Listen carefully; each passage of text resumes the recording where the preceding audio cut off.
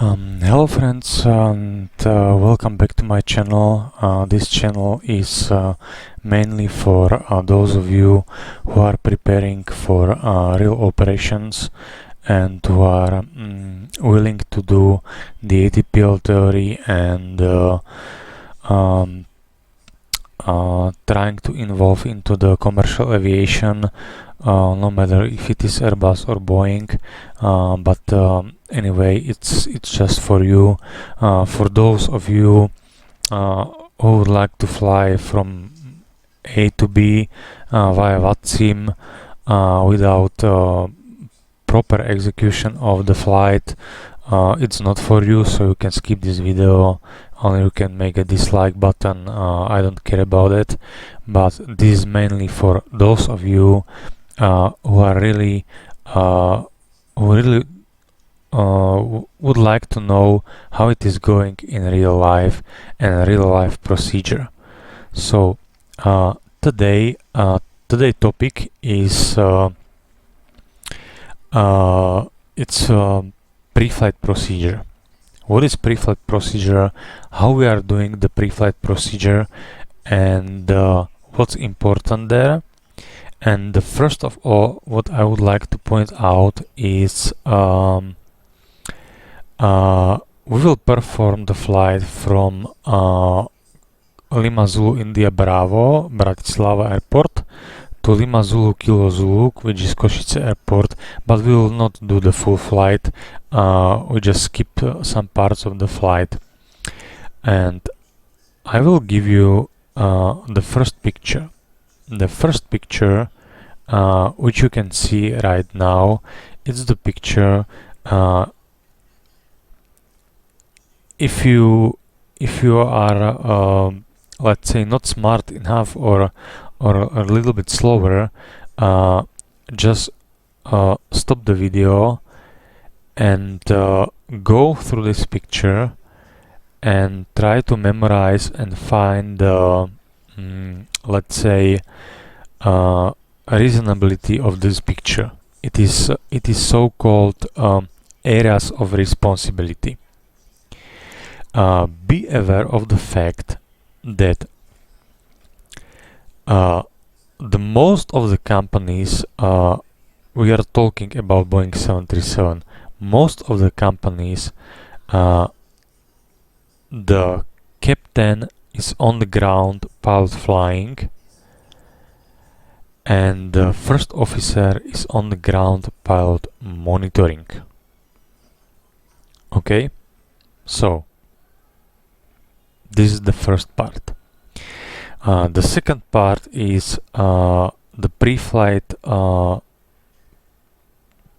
scan and in-flight scan. And this is the second picture. Please watch the picture, stop the video and learn the picture, and I will describe how this procedure looks like. Today we are going to fly with the captain will be pilot flying and first officer will be pilot monitoring. So, as I said before, on the ground, first officer is always pilot monitoring, so he will do the pre-flight scan via this way. Okay, we have done the preliminary procedure. We know the 80s. We know that we are departing from runway 31. We know the med report. Let's say we know the ETIS, which is actual in our departure airport. So how it looks like the scan flow procedure. It's Airbus has the different procedure, but basically it's the same. It doesn't matter, but Boeing is always going from the left and from the top to bottom and make it to the right. So like this one, this is from left to right. So we will start the first officer pre-flight procedure. That means that flight control panel, we need to put the yaw damper on because we have aerosys always line. So it should be not illuminated. What should be illuminated is these two lights, low pressure lights, on hydraulic A and B system, speed trim fail and Mach trim fail. That's completely okay. Then we go to navigation transfer display switches, should be both on normal and auto position. Then we go to our fuel panel, and we just leave the one pump for APU, and that's it. We are going to AC/DC metering panel, put the galley power on in order to pressurize the water tank and toilet system. Put it, if you are on APU, leave it on the APU, watch the frequency, watch the battery voltage, that's okay. Generator drives should be illuminated because they are not working. As we are on the APU, so the light configuration of the electronic panel should like this one. Then we go down, equipment cooling should be normal, emergency exit lights armed. If we have refueling completed, fasten belts put to on. The smoking is always on, okay? Then we are going to window heat, so switch on the window heat, probe, leave it off, wing anti-ice, leave it off. Hydraulic panel should be set like this one. Watch the doors conditions if it match with your setup. So if there are only one door open, like here we have, so the forward door should be illuminated and nothing else. Check the pressurization panel. Cabin altitude should be approximately 400 feet, which is basically Bratislava airport. Differential pressure 0, cabin rate of 0, and then we go onto this panel and check what is the duct supply temperature and passenger cabin temperature. It's 40 degrees of centigrade. Yeah, in Bratislava right now is 30 degrees. So we are going down and we put APU bleed to on and put PEX to auto position and isolation valve to open and have the recirculation fan. And now we can cool down the cabin because we have pretty high temperature. Okay. Dual bleed should be illuminated because we have this switch on, and this is related not even to the switch but as well for the bleed valve flap regarding if it is open or if it is not open. Now we are going to pressurization panel. Sometimes it happens that you find it in this way. It's because the maintenance action was performing. So put it to the auto back, ensure that all lights are disappeared, and for our today flight I will need to check with the sim brief right now. And for our flight today we have flight level 230, so put there 230, and Košice Lima Zulu Kilo Zulu airport is approximately 700 feet, so put landing altitude 700 feet. If you are in emergency and coming back, the airplane is smart enough and know what's your departure altitude. Check the isolation valve, match the conditions. Now you are going through the lights, and as we are going from the left side to the right side, that means that all these lights shouldn't be illuminated, engine start switches should be off, and igniter when you are flying from a home base should be on the on the right side. If you are flying from the let's say destination back to the home base, you switch it to left. Why are we doing this procedure? In order to recognize the failure of the ignition, left or right. We do not put it into the board unless MEL-CDL gives us this opportunity. Okay, so go back. Logo light. If we are flying at night, so put logo light off. If we are in day, state off. Position light should be on steady, because it means that the crew is on board and airplane is fully energized. So pay attention, be aware of this fact. Anti-collision lights should be on, and these two lights, one is wing light, it's illuminated the leading edge divides. It's only using in two cases. First case is due to night walk around for captain to see the leading edge device, and the second is when you are flying at night during the freezing conditions to check if you have some ice accumulated on the leading edge device. Okay, and wheel well light also should be illuminated only during captain walk around at night, but it can be switched within wheel well compartment. And right now what we are going to do, if the first officer is pilot flying, he will take care of the MCP panel. Okay, if the first officer is pilot monitoring right now, so what he can do, he will adjust this panel, AFIS panel. For example, he will put the right QNH and the acceleration altitude for one engine in operative, put the right QNH there, and put whichever we would like from this airport waypoints data. It's up to you. Okay, so for takeoff, maximum range to be used, it's 20 nautical miles. And now you are going down to check the oxygen is tested. 100% should be enough. Now you are going to the clock, check the time if it is correct. Checked that everything here in primary flight display and navigation display it's correctly depicted.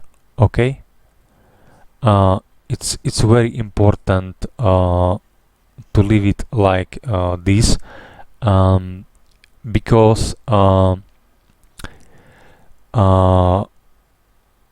if you see some additional failure, for example, the radio altitude is with yellow box and RA, that means our radio altimeter it's not working. So go to these switches should be guarded closed. GPWS it's still warning, it's still illuminated until we put the FMC in the right position.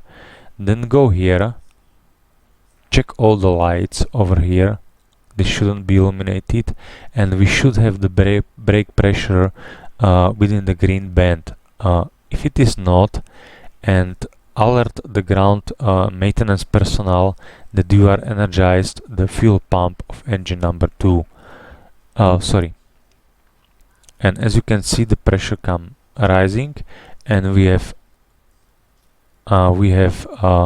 accumulator brake pressure in green band. That's okay. Then you can put the auto brake to RTO. Okay, momentarily switch, it's illuminated, this auto brake disarm, but it shouldn't, it should disappear. Then we reset the fuel flow, and if you can look down here, this one, if there are normal conditions, N1 setting should be on auto, and speed reference on auto as well. Then you are going down through the upper display unit, and lower display unit set the engine instruments. because you need it for start the engines. Now you are going to aft electronic panel, and on VHF1 put the delivery, on standby put the ground frequency. On active put let's say 80s or ground handling frequency. On standby put emergency frequency 1 to 1 decimal 5. This is always using in-flight. And if you are as a first officer pilot flying, you set up as well the navigation radios, but for the time being the captain is pilot flying, so we may disregard it. Set up the weather radar panel, it's now inoperative. Check if you have VHF1 and VHF2, all this switch should be pressed and illuminated. That means that we are broadcasting on VHF1, but we have the voice from VHF2 in case of somebody is calling emergency on 1 to 1 decimal 5.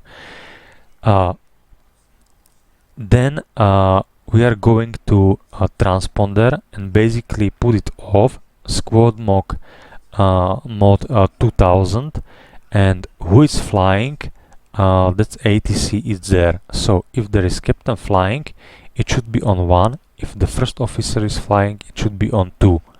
So now it's captain flying. And then you are going to the FMC, and within the FMC you checked if you have actual navigation database, if you have correct model and correct engine rating. You are going to position page, you put there the airport, and as we are on the stand, I guess number 1, so we put the stand number 1 here, and we can verify it with our charts.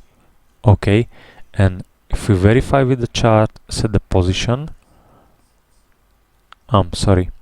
set the position, and now we have aligned it. Okay, so we are going to route Lima Zulu India Bravo and put the company route, or put the destination and put the route manually, whatever you like it. Lima Zulu Kilo Zulu. I don't have it right now, but I will adjust it. Just give me a second, please.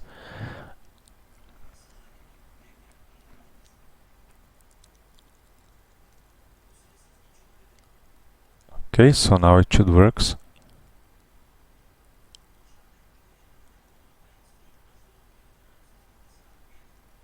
Okay, activate, execute, and put according to the 80s departure runway. We have departure runway for us.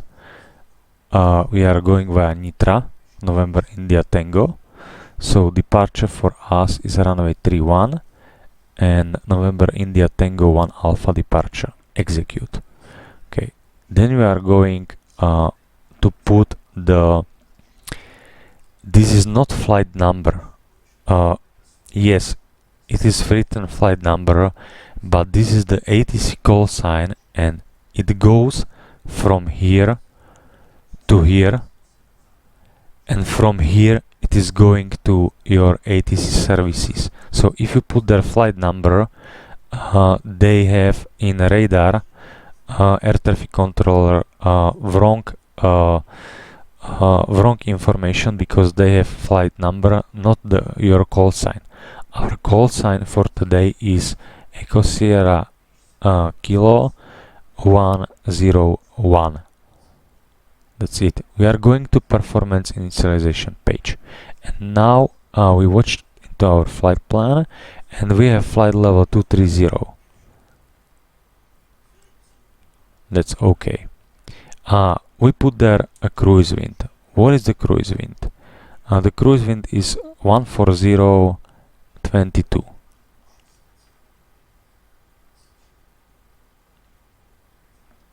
You can put top of climb wind and adjust it after top of climb to have the cruise wind conditions in order to have the precise calculations, but be aware of the fact that FCOM and test pilots are telling that that's why it's called cruise wind, because you put their average wind component.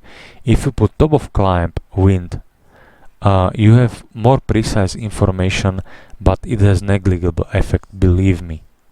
It's true. Okay, so another point is ISA deviation is +6.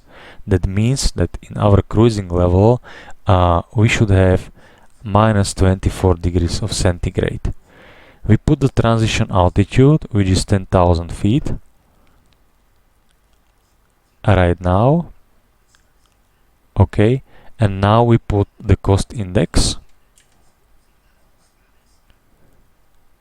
Cost index is 38. Here the reserves are FMC reserves. That means final reserve plus alternate. That means for us we have Budapest, so 2.3. And now the first officer job is done, basically, and it's the pre-flight procedure from first officer point of view is okay. Now the captain comes to the cockpit. The first he would tell that airplane is visually okay, pre-flight exterior inspection is completed, and he needs to know from first officer what is the ATIS information, which runway is used, what is the weather conditions, and so on. And if he is aware of this fact, he will first put the light test and check if all the lights are illuminated. If there's some light is not illuminated, you can easily with spare bulbs just remove it, make the new light, and it should be okay, it should be working. The recall should be inhibited, but it's not inhibited. Okay, then he will go to the FMC, and what he will do, he will check the position and says the position is confirmed, because you need to double check your position. And he will go via operational flight plan and scrolling down all the points, and then he will say CDU entries are verified, so that's okay. And now he is going to the AFIS panel, and on AFIS panel what he is doing, he is setting the engine out acceleration altitude, which in our case it's 800 feet above the aerodrome elevation. That means that Bratislava is 400, so 1200 feet he put there as an acceleration altitude.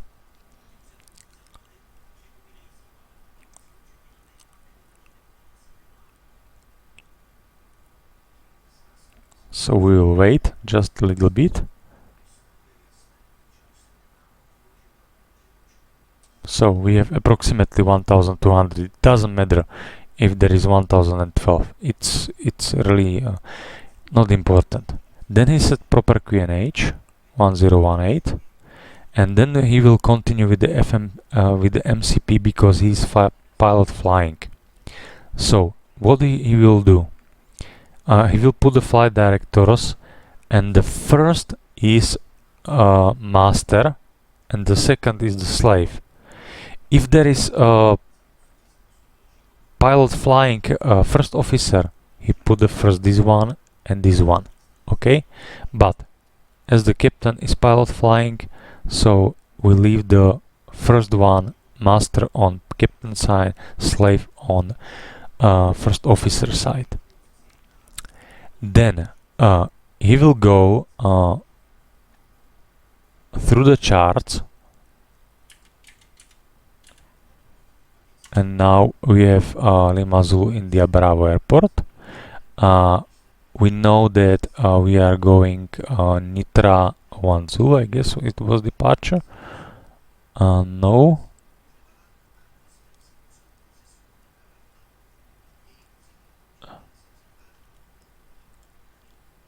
Okay, it was Nitra 1 Alpha departure. So, what we read from the chart, initial climb clearance 5000. So he put the 5000 over there. He correctly read the charts and everything what we need to have. And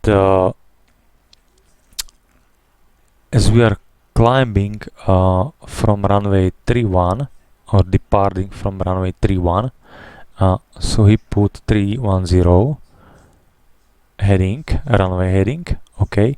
And now this is the tricky situation, what to put here. So come back to our departure part and remember the rule is, if the captain is pilot flying, he put on his side the first radial which he is going to follow. So it's 083 to Nitra.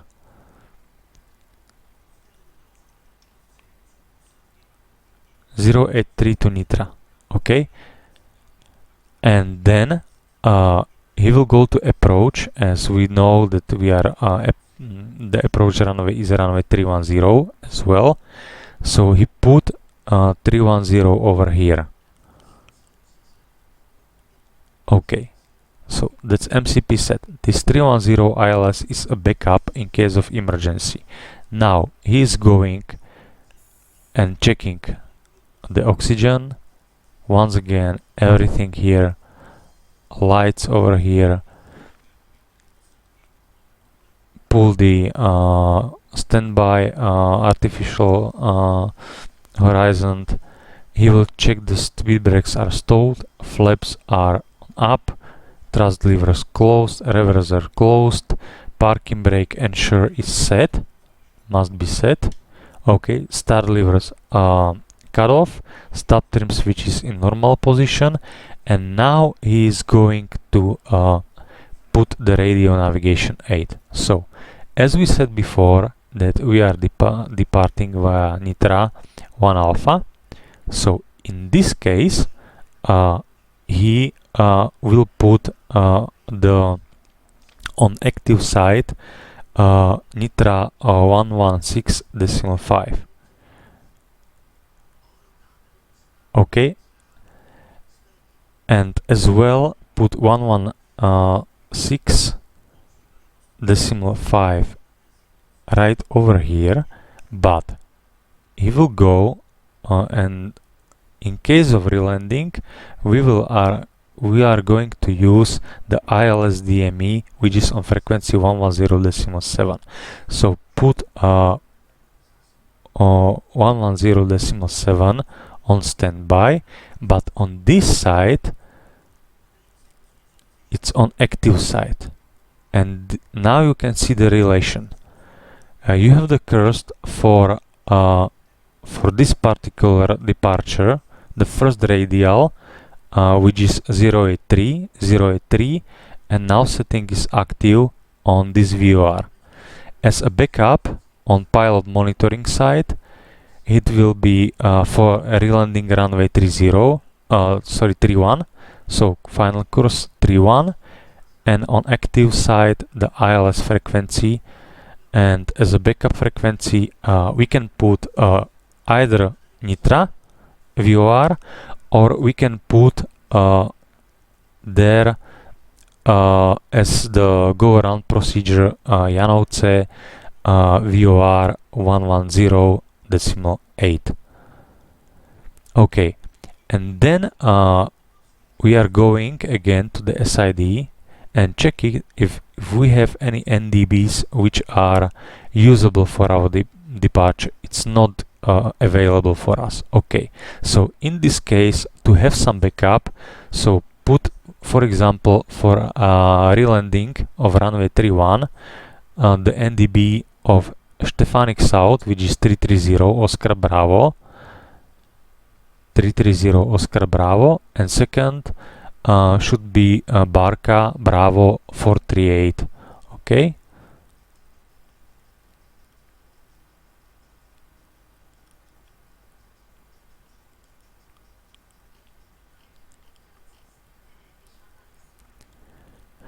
And that's it.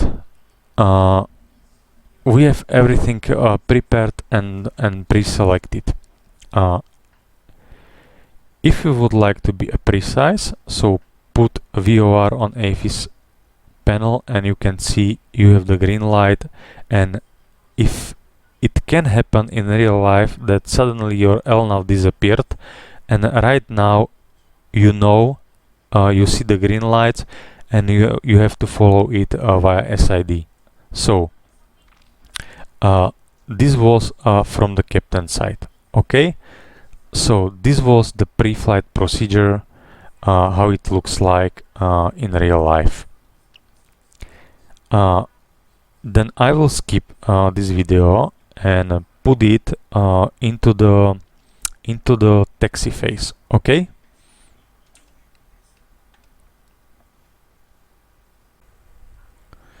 So now we are taxiing to active runway, and remember on the ground captain is pilot flying and first officer is pilot monitoring, and let's say that air traffic controller said to us that we have a problem with runway 31. There is airplane which has stuck over the runway and the runway is no longer usable. So please stop taxi. Okay, so we will stop the taxi.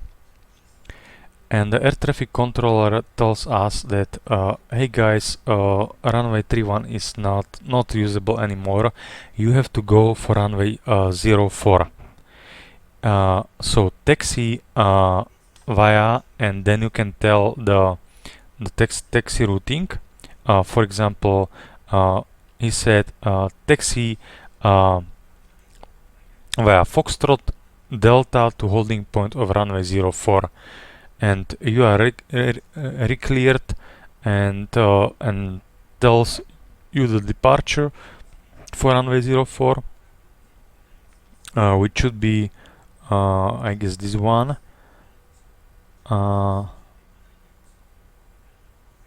Yes, it's this one. So he will tells you that Nitra 1 Zulu is your departure.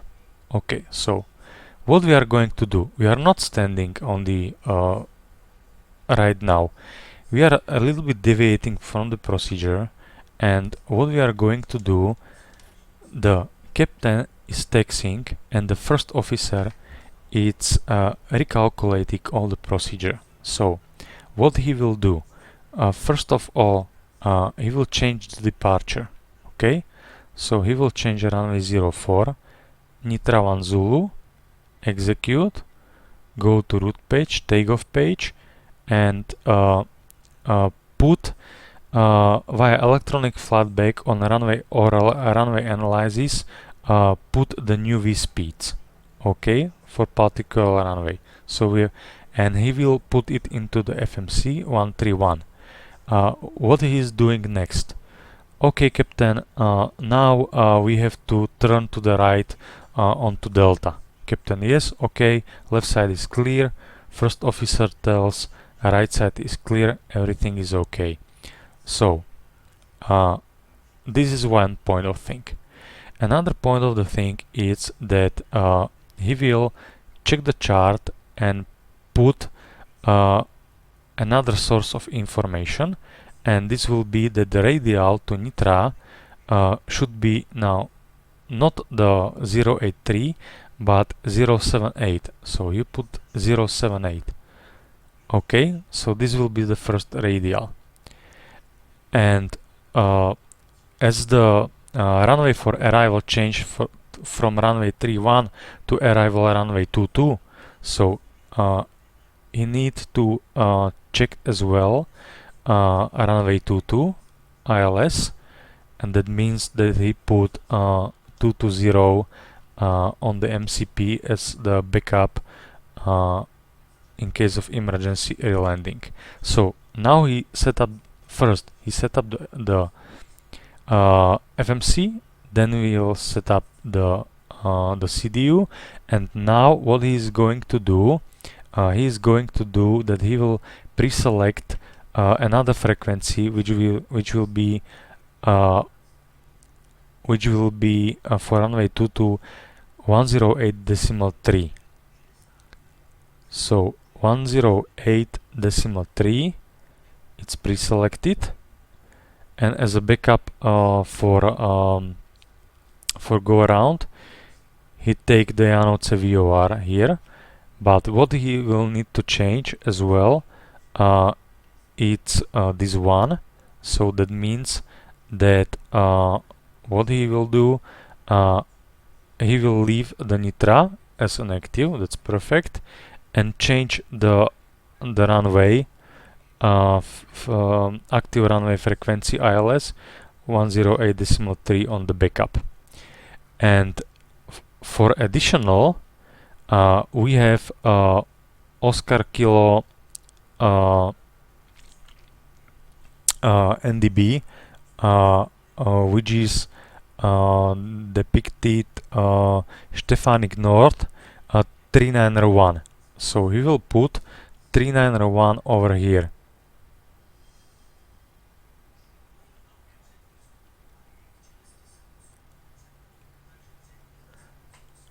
And now the captain will check it, okay, and tells, okay, everything is okay. So MCP is set, FMC set, and now this navigation display set. So that's basically how it goes when you have in-flight replanning. And now I will again jump the video, and we are going to do the in-flight scan. And in-flight scan you have to perform each 30 minutes of flight. Okay?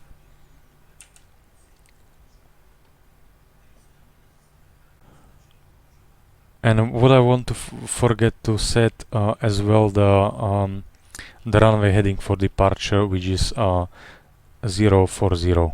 Okay, so it's my mistake.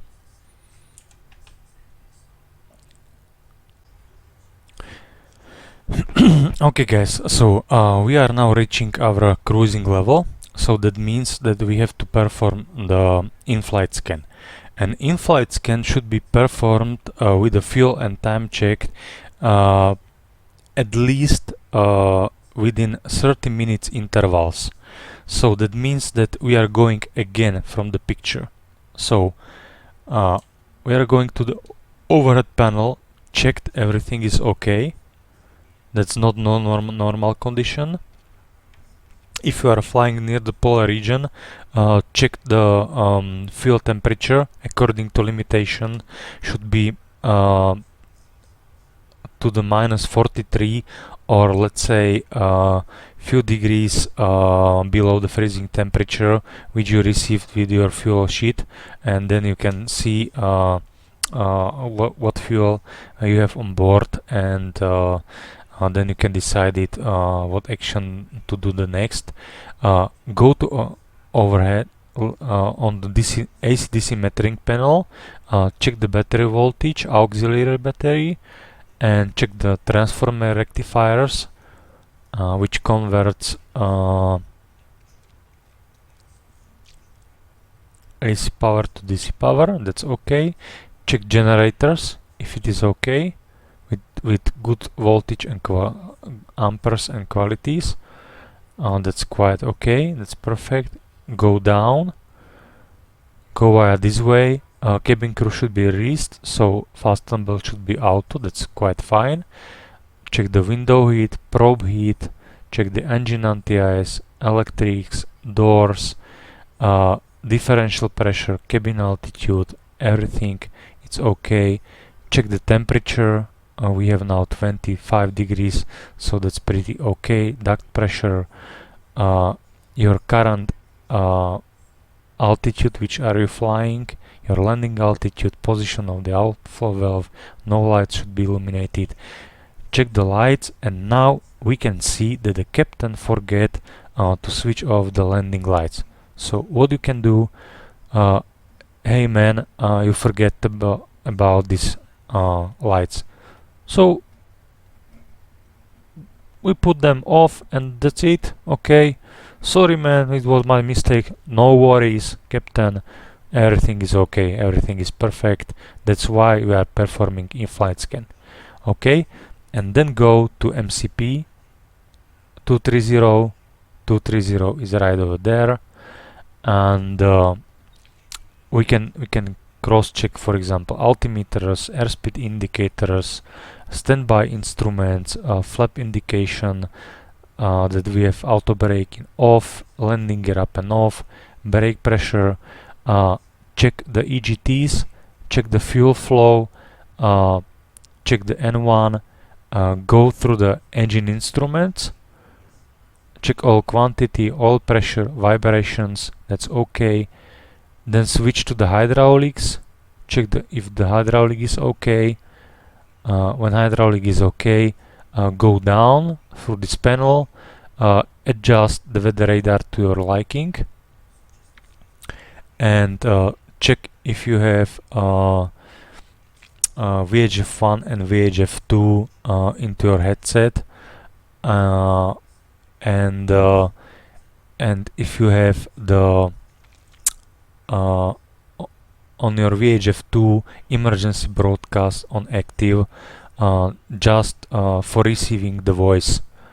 So if you are talking with ATC, you just press this button, mic button, okay, and you are broadcasting on VHF1, but you receive the voice as well from VHF2 because you have pressed this button.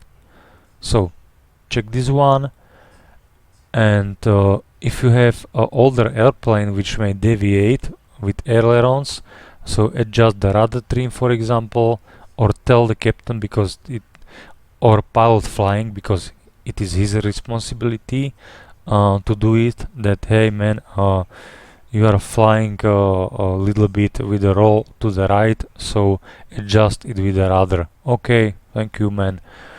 And that's it. So that's in-flight scan procedure. You may press the recall button if you have to be 100% sure. And what is the responsibility now? As you can see from the pictures I give you, and I give you all the pictures in the end of the videos for a longer time, so please check these pictures and behave like this now. So imagine that we are coming to the clouds, and we are expecting the severe icing conditions.